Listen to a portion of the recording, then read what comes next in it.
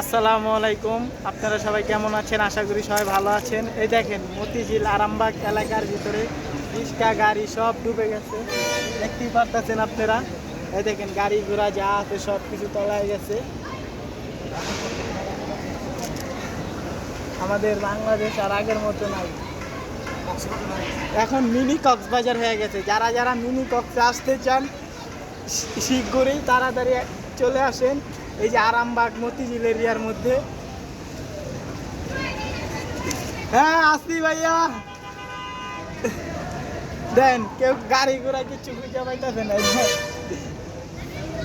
আমি হাসমু না কানমু গাইস, আপনারাই বলে দেন।